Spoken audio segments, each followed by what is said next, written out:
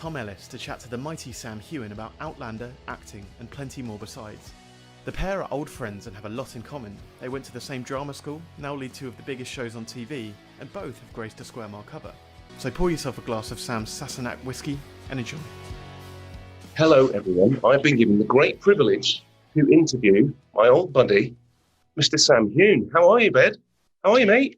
All right, buddy. Yeah, this is turning into a regular occurrence, isn't it? No, let's just give up acting and just interview each other. For the rest for the rest of our careers. Yeah. What's been happening? Not much this year, obviously, because of COVID.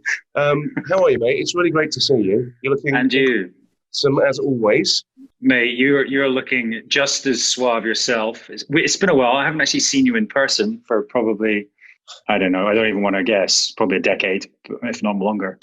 He's at least 10 years. It must be. It's so weird. I feel like we've been chatting to each other like virtually, either via text or on this in the last few years, because our paths kind of crossed again in Rome. I went out to Rome to do a convention out there called Gibland, which is the most fun I've ever had at a convention ever. And all people could talk about was you, mate. Like, you'd been there the year before and blown everyone's socks off, and then I think you had your own private convention. Would you like to tell us about that? Well, I think I probably just left you the bar bill, didn't I? Really? Yeah, probably. But no, that's right. We used to do these conventions when the world was in a better place, and it is actually one of the most fun. I think just the group of actors that they get together, and there's a lot of alcohol consumed, of course, but also the Italian hospitality, and we're yet to do one, obviously, together, but we will. We have to make that happen. Well, let's make one happen. We should do one. We should do a Sam and Tom convention. This is practically it, isn't it? So listen, I want to talk to you about lots of things. Obviously, everyone knows you these days from Outlander mainly, but I've known you for a lot longer than that. So I want to go right back. I want to go right back and talk about well, first off, where you're from and where you were born. I think it's quite apparent to people, but let's just get some specifics. Specifically, I am from the southwest of Scotland, called New Galloway. I was born in a place called Balmaclellan, which is basically southwest. It's very rural. There's practically nothing there apart from sheep and the odd castle. I actually was born in the grounds of an old castle, derelict castle called Kenmure Castle, and it was pretty idyllic, I suppose, if you imagine like a Scottish child growing up, playing in the grounds of this castle. And I think probably that's where the love of maybe acting came from, kind of imagining being Robert the Bruce or King Arthur or whatever. How come you were in the grounds of the castle? Is that just where your folks were? What was the situation? Yeah. My mum we moved up there just before I was born, and she was working up there. And it's kind of a very creative area. And I never really knew this as a kid, but we were surrounded by these people that were craftsmen. My uncle is a craftsman. He makes a lot of things out of wicker, which we've used on Outlander, and we used in other movies as well. He made the Wicker Man for the Wicker Man remake. Really? Which Graham McTavish, which is a segue to later, I believe was in. Unfortunately, he everything, by the way. That's not a surprise. Yeah. He's been in everything, exactly. Yeah. So so it's a very creative place. And then I think I moved to Edinburgh when I was 14, and sort of found myself eventually going to drama school in Glasgow. Did you always want to act when you were at school, when you were that age?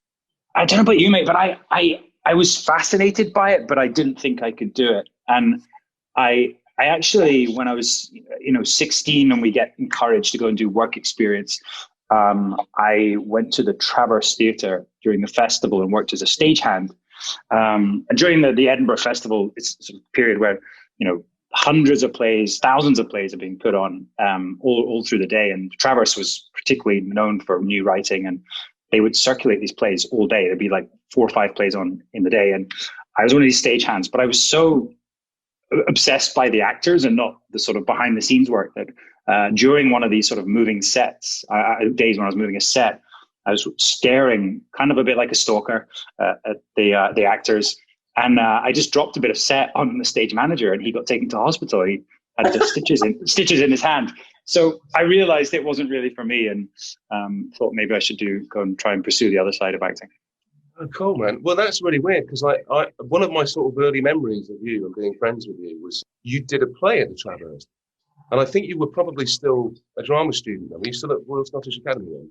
Yeah, I was. So Outlying Islands was the play. that's right. Yeah. I was in my second year at drama school, and they didn't really encourage, you to go off and get work. But I was very lucky, and we were doing a production of Romeo and Juliet, and this director came in and saw it and asked me to audition. And I was very lucky. I went to go and do Outlying Islands for a year and a half, and actually didn't really do much drama school after that. But it's a great way, as you know, like you learn on the job. Quite similar in that regard. You both then started working quite early into drama school. And your third year was kind of almost null and void of being a drama student because you were actually doing what you were training to do, which was amazing. Yeah, it is. And as you say, you learn when you're on the job, and it really gives you a great understanding of what the actual real world is like. And it was fantastic. We went to London with it. We went to the Royal Court. We went to Canada. And all over the UK, we did sort of a tour. So it was brilliant. I really enjoyed it. So can I ask you then, because obviously that was I suppose that would be in the realms of what we would call early success, being a drama student and starting to work already. Did that, I guess that ties in with what were your dreams? What were your expectations when you started at drama school? Did you think, I'm going to go to drama school and then I'm going to be an actor when I come out and I'm going to work? Do you think I'm going to go to drama school and just see how it goes, or I'm going to go to drama school and be a superstar? What was your thinking, and how did it sort of tie in with the reality?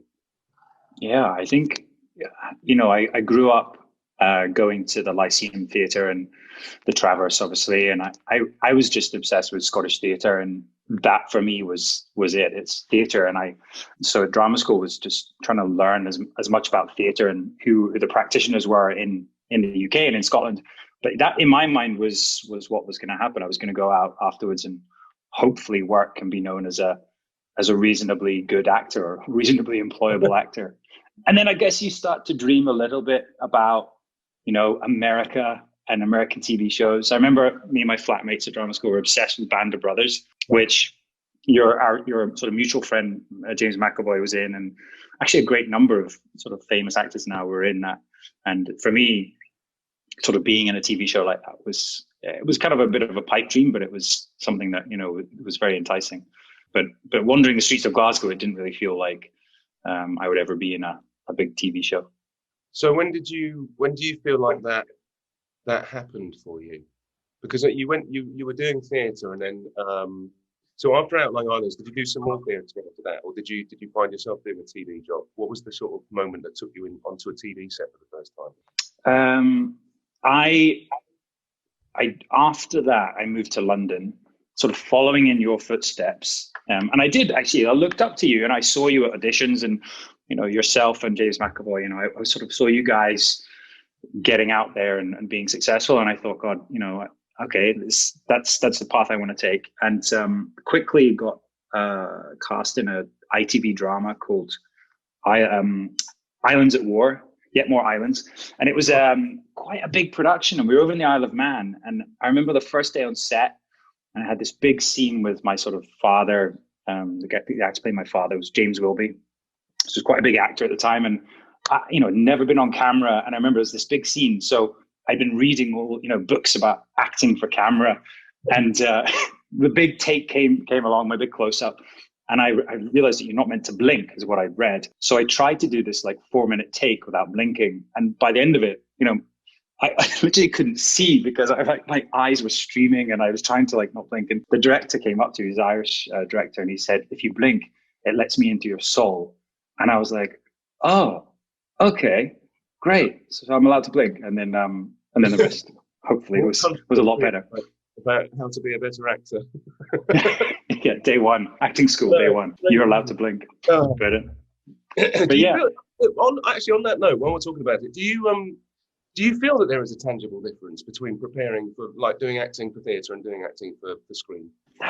Dude, I think that's a good question. And I honestly don't know anymore because it's been so long since I've been on the stage. So I would love, like we've both been in our respective TV shows for a long time now. And I don't know about you, but I would love to do that challenge and go back on stage. I imagine it's probably not any dissimilar, though there is definitely a different technique, of course. But I think the process is still the same, right? Yeah, I agree. I think the process, I think the execution is different in terms of, like you said, technique of, you know, being smaller for camera and bigger for stage and all of those kind of weird things. But preparing the character and the thought process and all of that is the same. You just don't have the luxury of rehearsal, which is the thing that I really miss actually from theatre. Yeah. And also, I think I probably shouldn't say this, but I think plays are probably better written than some television. So say that. So, well, I just think, you know, the rhythm is there. The you know, especially some of, you know, the Pinter or whatever. I mean, they're so precise. So really, all you'd have to do is not get in the way of what the writer has written. But sometimes television, you really have to work quite hard to make it feel natural or feel better. So a play, I would imagine, unless you're Noel Coward, who do it in like 2 nights. Most playwrights take a long time, painfully thinking about every word that's on the page. And I'm not saying that TV and film writers don't do that, or TV writers especially, but they're on such a tight schedule of having to work deadline that they've got like a couple of weeks to come up with something. And so it's never going to have the same value on the page. You know, the words are never going to have the same value on the page. And thought process, you know, there'll be moments of gold, but there are things that you'll have to, like you're saying, work out yourself basically and flesh out yourself. And also you've got, you know, a team of writers. So, you know, and dare I say that there's always some writers write better for your character and others don't. And I guess within that you get a lot more variety. So it's up to the actor to then be the consistent, you know, throughout that and almost make it your own or make it the character's own. So so there is a remarkable difference, but I'd love to go back to theatre. Would you? Is that something that you're yearning for? Time. I mean, I it's so funny. Like, you spend a bit of time over here, and like you work in TV for a bit, and then you talk to your agents, American agents and managers about doing theatre, and they're like, yeah, maybe at some point in the future, because obviously there's no money involved in it. But I just kind of I love it. I mean, I think it is the essence of what. Like why I really love acting in the first place. Yeah. And I really miss that. I miss the live aspect for sure. I mean, when we were doing Lander, there was at least an element of the live aspect because it had an audience and stuff. And you get that instant sort of feedback and gratification and all those things. I think that's the thing I really kind of miss a lot when I'm, when you're shooting. But listen, let's talk about Outlander because we haven't got there yet. I wanted to sort of flesh it out before that fact, but. Okay. Talk to me about where your journey from. So you've been doing Outlying Islands, and you start breaking into TV, and what we're talking about, sort of 2000 and what now? Oh God, 2003, 2004. So and then Outlander. When did that happen? 2013, 2014. So there was a long period of auditioning successfully or mostly unsuccessfully in London and sort of getting to know people and getting to know the casting directors. And I had varying success, but I was also a jobbing actor, so I was working in bars as well, trying to support myself. And my first taste of Hollywood, I guess, was I think I did a self-tape for Tron. And at the time, the movie, I was living in a sort of a really crappy apartment on the outskirts of London, and there was like drug dealers on my street. And I remember, having very little money to my name, and this, beautiful car turned up to pick me up, first class, flown to Hollywood, staying in this amazing hotel. And I remember just being terrified that I had to like tip the driver when I got to LA, because I'd read about tipping in Los Angeles. And I was like, I only had like $20 or whatever. So I gave him my last $20. And I'm like, shit, I'm staying in this amazing hotel, but I can't touch anything. I can't touch the minibar because I won't be able to pay for it. But it was an amazing process to go there and to go on set and be part of this huge production. And I think I was there for like 3 days of tests, and it was my first taste. But I specifically remember walking down Hollywood Boulevard like in some time off, and my phone rang, and it was the local pub in London that I was working at the time, and they were like, "Hey mate, you're 5 minutes late. You're gonna be here." And I was like, "No, I'm afraid I'm in Hollywood." And yeah, I didn't go down too They're well. like, "What are you doing in Northern Ireland?" And you're like, "No, mate, I'm in." Yeah, yeah. So yeah. So did you get that job? No. It was enough for you, right? So that's like the good shot in golf. It was enough for you to make you go, right, I'm onto something here with the American side of it. Like getting, because we used to, when we started doing the auditions for America, I remember like going to like Suzanne Smith's office, especially actually, and like putting things on tape and then never hearing anything ever again about that thing I just spent, hours learning lines for. And that happened for like a good couple of years. Until I had that very moment that you're talking about, where I just suddenly got a call going, they want to fly you out and test you. And I was like, what? This doesn't happen to people like me. And then, but it was enough. It was enough of and I didn't get the job. You know, it was a hugely kind of like disappointing experience in the end, but it was also incredibly exciting to have that, to have that kind of like just on the end of the hook. Yeah. Here. And it just enough to kind of reinforce some belief in myself again. I think you've touched it there. I think sort of spending a couple of years in London and not really feeling that you're that welcome in the industry, to going to America. And, I got a manager and an agent quickly. I had my choice of agents because there was this thing about British actors and I don't know, there's suddenly a positivity to it. And I felt, oh, actually, LA, things can happen. It's a very can-do place. And so I did. I spent quite a bit of time there, sort of pilot seasons, and tried to get work. But it's interesting you mentioned Suzanne Smith, because she then obviously was the casting director who eventually did cast me in Outlander. And for years I'd been going to see her, and like yourself, she was quite intimidating, I think, at first. Yeah. And I remember she would always sort of be like, "That was terrible, just do it again but faster." And you're like, oh god, I'm so rubbish. And then suddenly she cast me in Outlander, and everything changes. So talk to me about this then. So Outlander obviously has changed your career. Is that fair to say? Yeah. Oh, yeah. I mean, finally given the opportunity they needed to see Sam Heughan in the light he needs to be seen, which is he's a fantastic actor, an incredibly beautiful man, and a ginger wig. Yeah, and a ginger wig, and he looks great in a kilt. So when that job came up, did you? Because I want to ask you a question. Have you ever do you ever get like an audition and you think, oh, I think I've got a really good chance of getting this one. Like this one's for me. Did you think that? Yeah, I do. And I think, but it's so funny because it's always when you're auditioning, it's always the one you think you're so right for that you don't get. And then the one you think it went really badly. And then you get the call back and you're like, what is going on? But for this one, yeah, I think also all the time I'd spent in Los Angeles, pilot seasons, auditioning, like, you get into the rhythm, and I'd just come back from LA from that point. And so I was feeling, I guess, more in the zone or something, but I read the part and I just knew, like, I knew this guy, I knew this Highlander, and I just felt like, yeah, I can make him work. And it was a pretty quick process. I think about 2 weeks from the first audition to screen test to getting offered the part. So it was kind of whirlwind. Actual chills, mate, from this story. It is amazing, actually.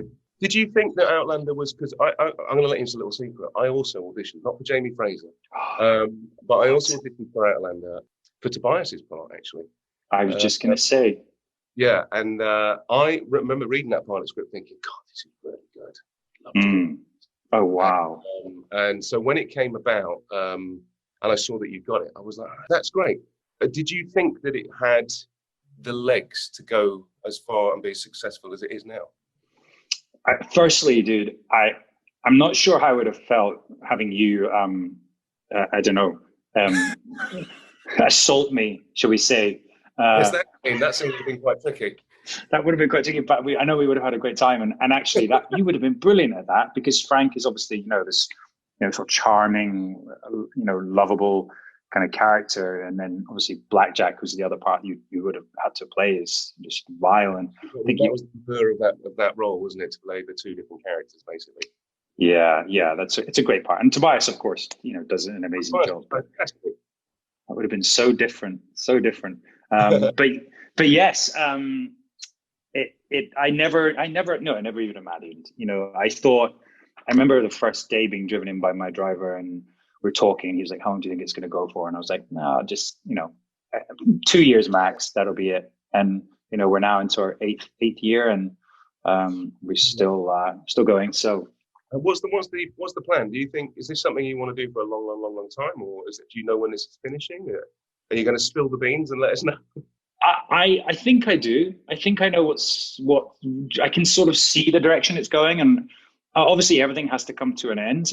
I don't want it to end prematurely, and I love the character, I love the part, and I love my job. It has, as you said, it's changed my life.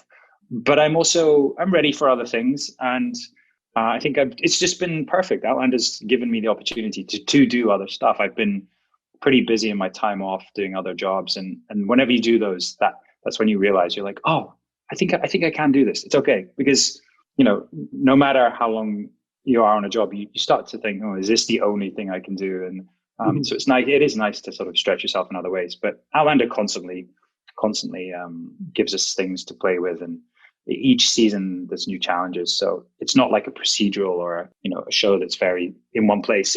Outlander's always moving. The story's always changing. So yeah, it's a bit of a gift. So who's your favorite person on Outlander? Oh, my favorite person on Outlander, I have to say my makeup artist, Wendy. There's probably a lot of stiff competition. There's a great number of people, but what's Wendy's surname?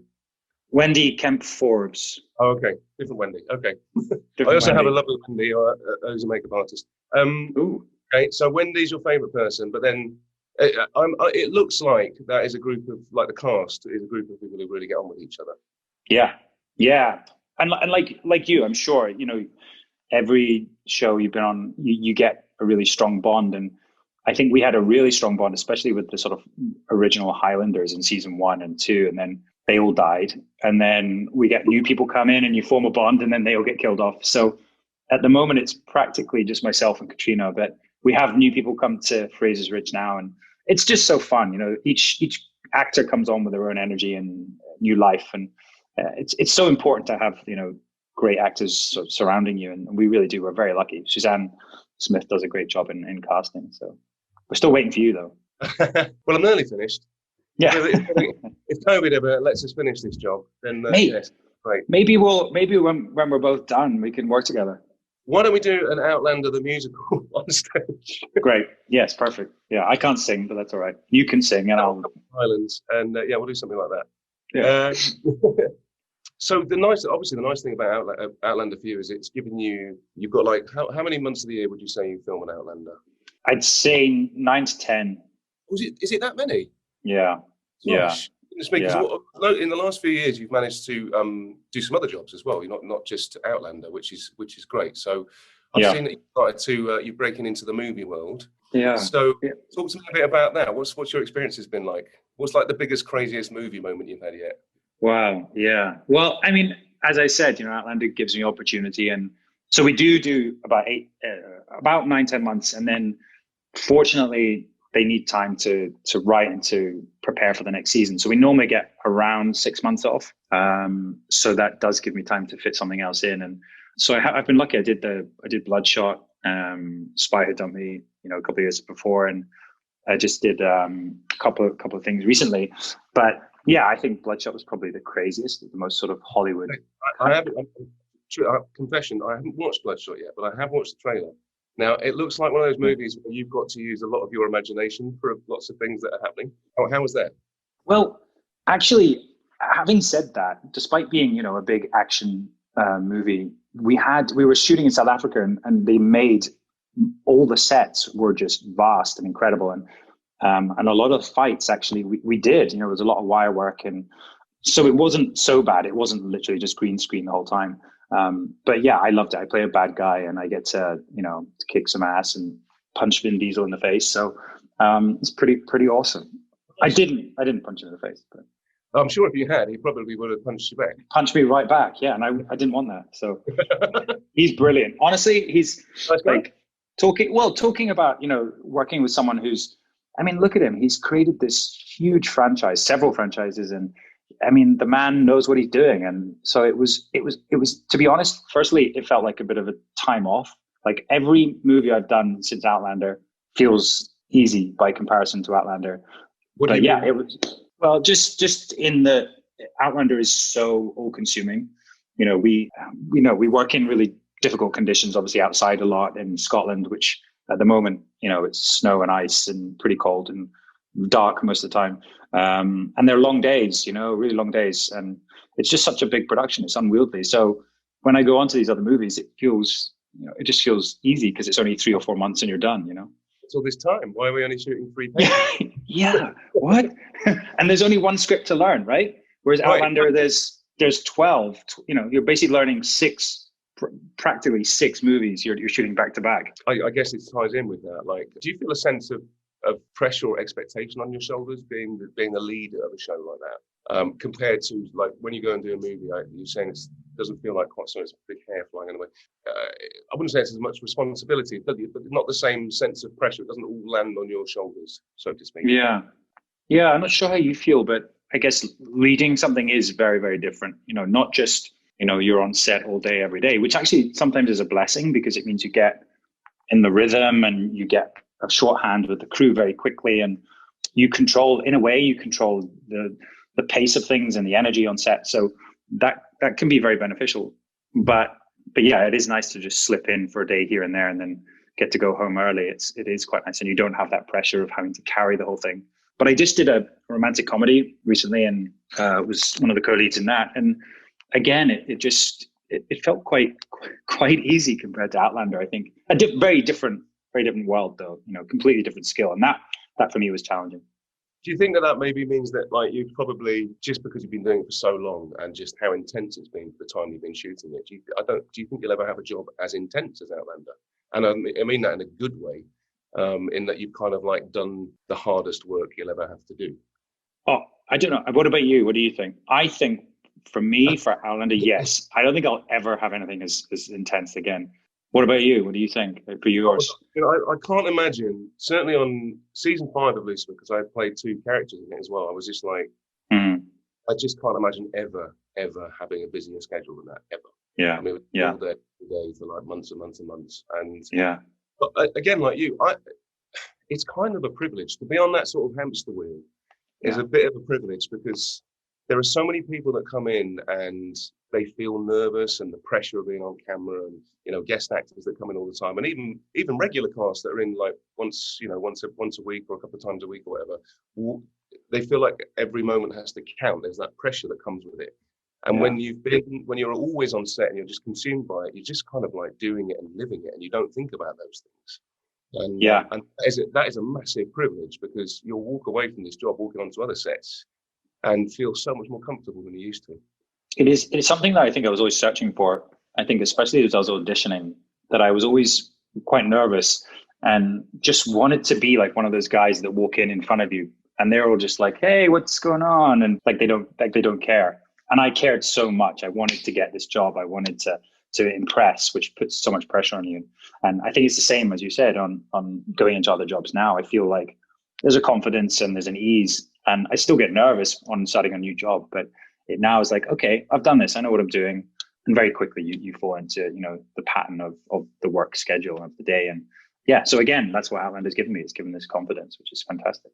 Confidence is a huge, I mean, in all parts of life. But I think certainly in the industry, in acting, that there's such a ridiculous amount of rejection that you have to get used to. That it's very easy to lose confidence altogether, certainly in yourself, and like believing in yourself is the most fundamental thing that you have to do. Because if you don't believe in what you're doing, no one else is. Mm-hmm. What you were saying there actually kind of reminded me of a sort of eureka moment for me in my career, where auditions used to be about, what do they want from me? What can I? They give you a big list of like, this character's like this. He's a bit like this guy in this film, and a bit like this guy. So you've got all these kind of like reference points, and I used to spend all my time trying to be like those things, which meant that there was no authenticity or truth to the choices I was making. And I think that confidence that you're talking about, and that swagger, and that here I'm here, and this is what I can do, and obviously it's still tinged with nerves, but I think it's that's just, it's something that comes with having with having time. Experience. Yeah.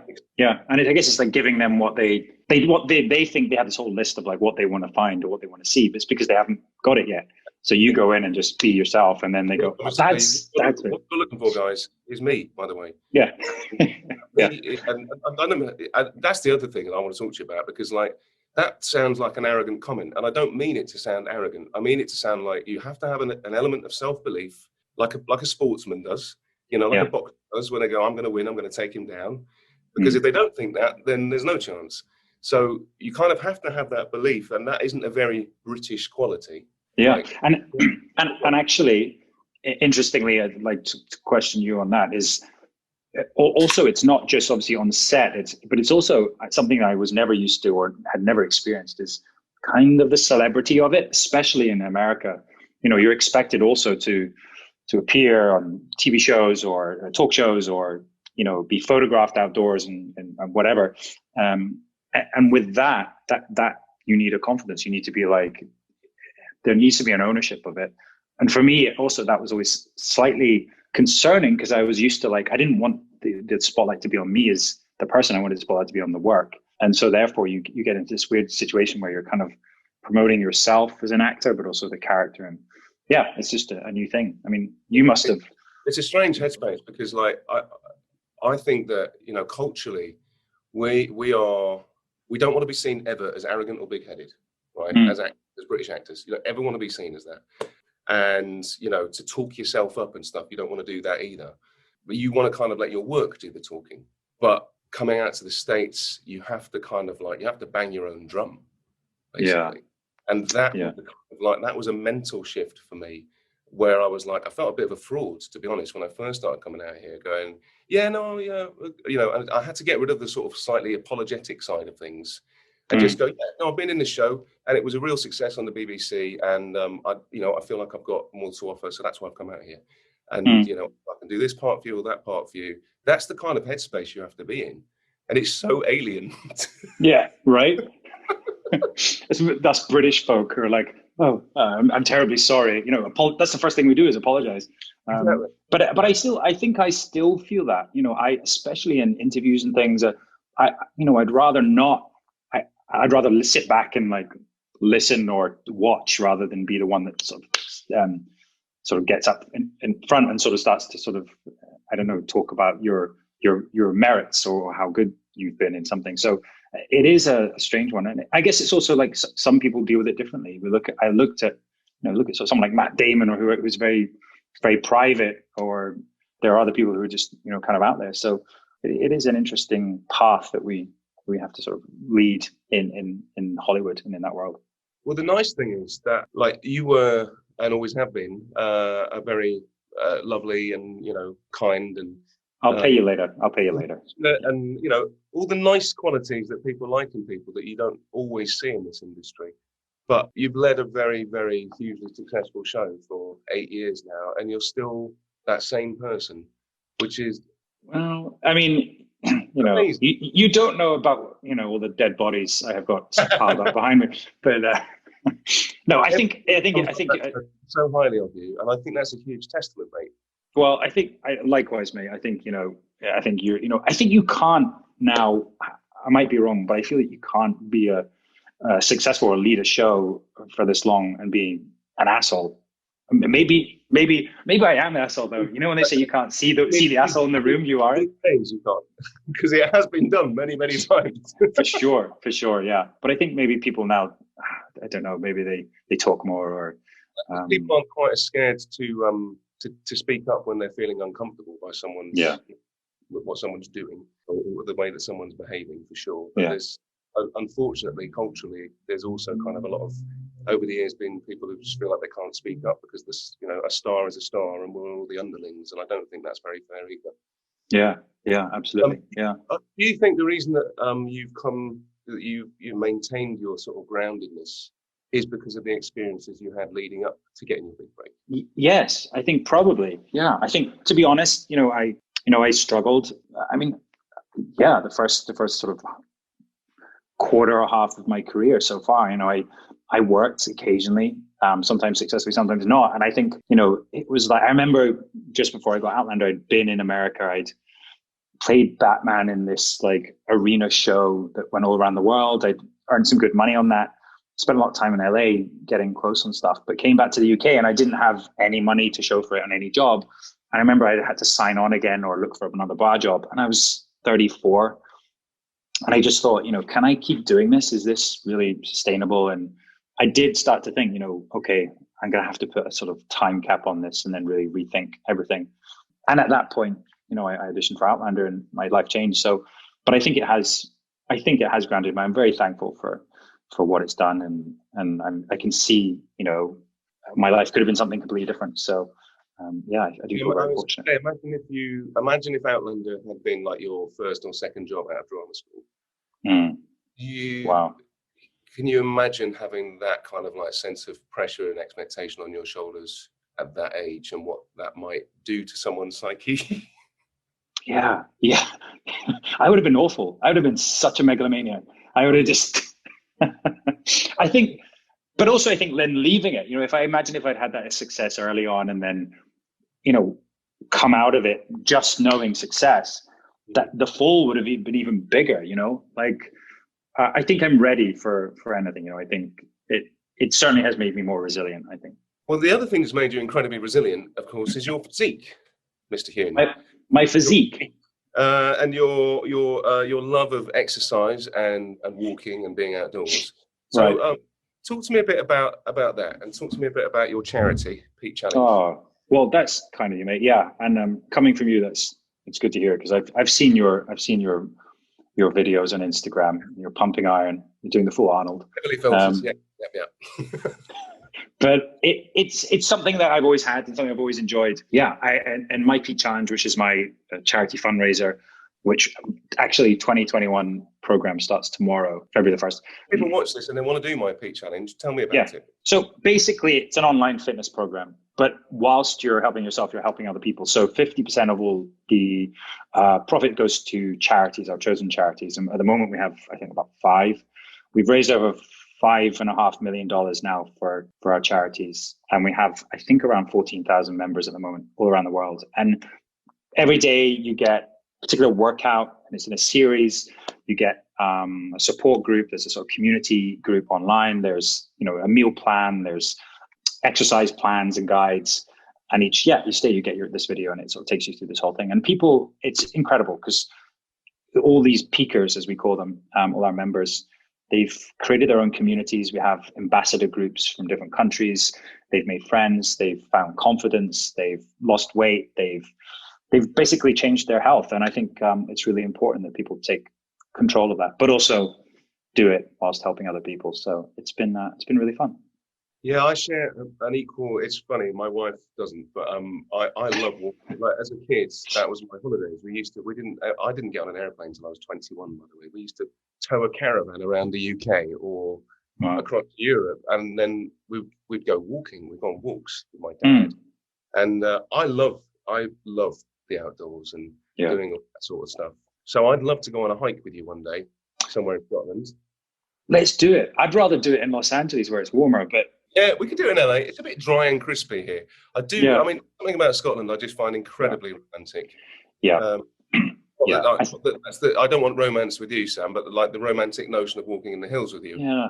I'm not sure I want to hold your hand whilst climbing a mountain. It just doesn't. Yeah. I'll be double listing your whiskey, your Sassenach whiskey, by the way. Look at a little plug there for you. Thank you very much. Yes, must get you that bottle. But I mean, hill walking actually is kind of where it all was inspired by. I came back to Scotland for Outlander and was hiking at the weekends and going out. And it's so accessible here in Scotland. You can get to the mountains so easily. And even today I went for a run and, I was looking at the snow on the mountains in the distance. And it was just like, it is so exhilarating and romantic and captivating. And I wanted to sort of share my love of the outdoors with people. And that's how my Peak Challenge came about. I mean, certainly this year, I would suggest to anybody that it's a great thing to get involved in because it's also COVID friendly in that regard. Yeah. And going out and walking and talking is actually something that is hugely overlooked by people. And I've had some of the most amazing conversations with people whilst on hikes. Mm. Just taking it all. And it's a very kind of zen place to be. Yeah, and there's a sense of achievement, as well. When you're finished or when you get to the top and you get rewarded with a view, gives you another horizon to look at. And I think that's really important, especially right now with politics and everything that's going on. It's important that we look elsewhere and we look outside of our own sort of comfort zone. Nature is a huge healer, and I think it's something that we all need to turn to at the moment when there's despair in humanity everywhere and man-made things. I think spending a little bit of time in nature it's good for everyone's soul right now. Yeah, even if you have to hold hands with Tom Ellis. Even if you have to hold hands with me. So one other thing I want to talk to you about before we wrap up is okay. You're very good at this, by the way. I have to say, when I interviewed you for another publication, I was quite nervous because I wanted to do you justice, and you were fantastic, obviously, great. But then I realized, being an interviewer, there's quite a bit of work you have to do. You have to sort of really swat up, but you're a very good interviewer and interviewee. So, great. Well, just start. It is cheating a bit because I know a lot about you and I've got this personal connection with you. So I kind of, it's just like having a nice chat, really. Another person I have a personal connection with, segues. That's great for this sort of thing. Oh, that's good. Yeah, you're a pro. Just have a personal connection with is Mr. Graham McTavish, who obviously came in yesterday, but he was a big part of Outlander, and you guys are great friends and have brought out a book and have done a show together. Please do tell me about Men in Kilts. Yes, Men in Kilts. It's quite an original title. I've been looking the last couple of years to sort of create my own material and have been doing that. And amongst that, I saw that, everyone, I loved one of the best favorite parts of Outlander is the Highlanders and Scotland. And I know that a lot of people are kind of obsessed with Scotland and Scottish culture. So I was looking to do something. And at that time I was speaking to Graham. I think actually we were in Los Angeles. I was drinking a beer and he was drinking a cafe latte as usual. And he also told me he had intentions or had wanted to make a documentary show about the history of Scotland. So I came back to Scotland last year and was shooting Outlander, and I just thought, why not? Why don't we just do this? And pulled a crew together and some contacts that I had, and Graham flew over and we shot over a number of weekends and basically made a pilot episode of Men in Kilts that we then fortunately managed to sell to Stars and Sony, and thus it was born. And it's great fun, and it's out on Valentine's Day. Again, another romantic theme. It's going to be Stars in the US. Stars on February 14th, and I believe hopefully elsewhere at some point.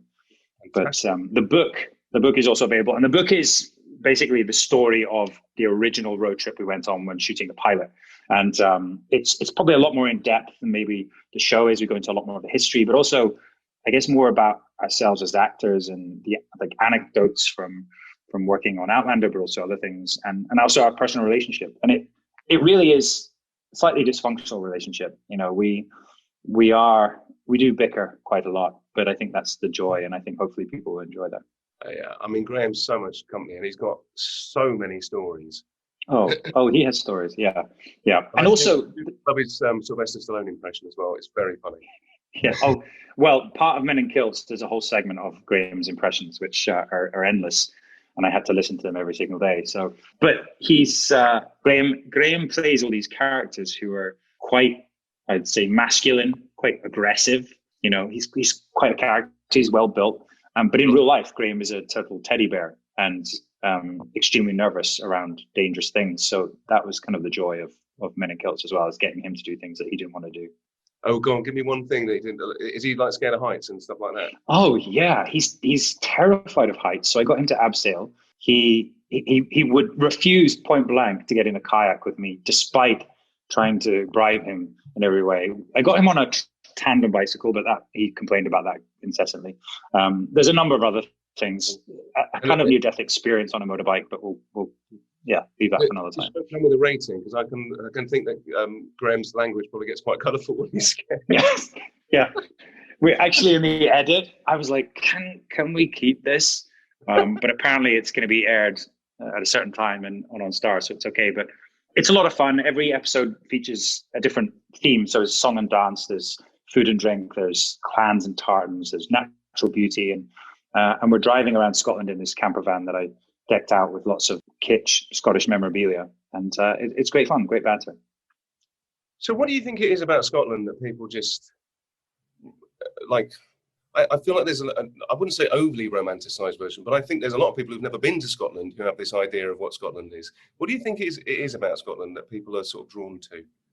Yeah, you're totally right, mate. I think, firstly, and an Outlander, dare I say, it doesn't romanticize things, Outlander. In fact, sometimes it makes things blatantly obvious and quite clear how brutal it was. But there is still this romantic idea of Scotland and the Highlanders and, you know, Bonnie Prince Charlie and the Jacobite Rebellion. And I think, you know, what we dig into a little bit in Men in Kilts is also the truth about what actually really happened. But I think, to be honest, what it is about Scotland, the draw is that it's so tangible that you can literally drive or walk anywhere around Scotland and there's a, you know, history is there. There's a castle, there's an ancient, you know, ruin or, I don't know, a standing stone that, you know, hundreds of years ago, people were living and had a life here. And I think you feel very, very close to the past here. And I think that's what's so, like, you know, the draw of Scotland.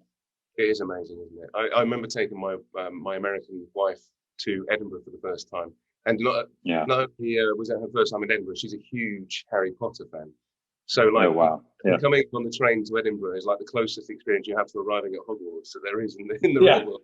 Yeah. And it's just, Edinburgh's just like, I mean, it's crazy how beautiful that city is. Yeah, we shot there the first couple of days of Men in Kilts, and as you said, it's like Harry Potter world. There's all these closes and alleyways that, you know, it feel like is it Diagon Alley or whatever, and and it feels like you're shopping for wands and stuff, doesn't it? Yeah, it really is. And she wrote. I mean, she wrote Harry Potter, I think, in the Elephant House Cafe, which is on Georgia Fourth Bridge, and it was inspired a lot by Edinburgh. So it's a great city. Yeah, awesome, mate. Although I have to say, probably Glasgow tops it for me.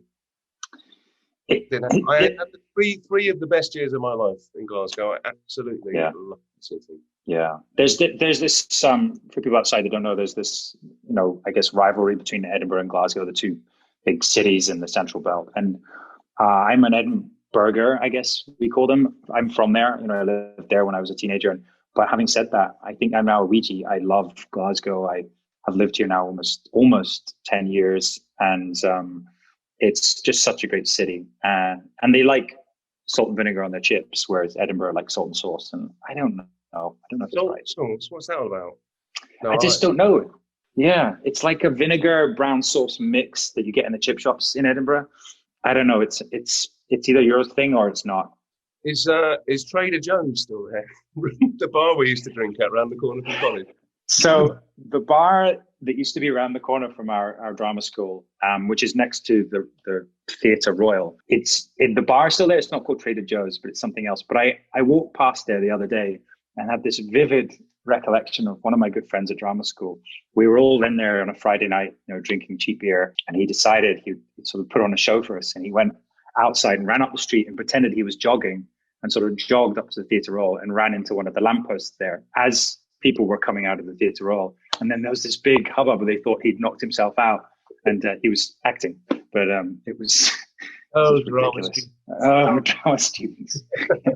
Ridiculous.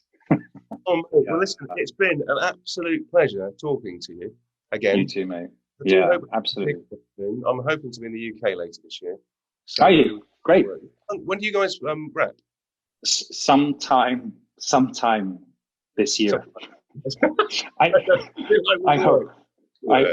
I'm sort of reluctant to say, because we're not even sort of really saying that we're working at the moment. It's been a long build up, and then also there's just, you know, the COVID thing at the moment is pretty intense right now. So anything could happen. So we're just trying to, you know, see if we can get through it. Okay, so you probably will be in the UK for most of this year. I'm here, and you're very welcome to come up, mate. It'd be great to see you finally in person. It'd be so nice. Well, once I'm isolated and done all that and I'm safe, I might take a little trip up to Scotland with the kids. Do that. We could go for a hike, and I won't hold your hand. And then, yeah, it'd be awesome. It'd be awesome to see you, mate. It'd be really cool. Yeah, man. You're lovely.